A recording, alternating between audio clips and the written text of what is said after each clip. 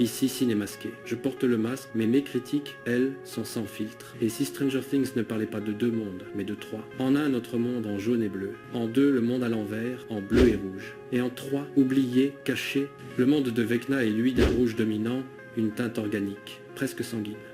Avec des tons bruns, presque noirs, et parfois d'un jaune très désaturé, mais où le rouge domine.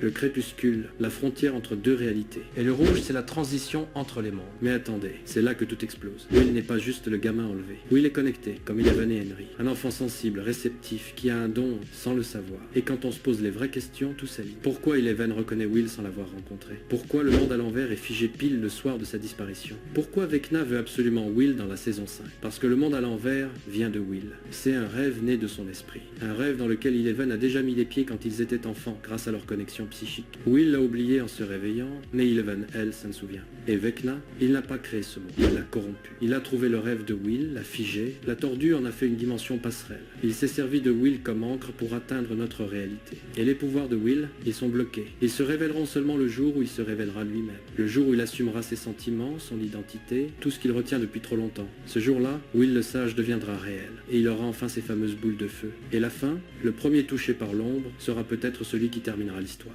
Parce que pour détruire le monde à l'envers, il faudra éliminer celui qui l'a involontairement créé, Will Byers. Le masque se retire, mais revient toujours. À bientôt sur Cinémasqué.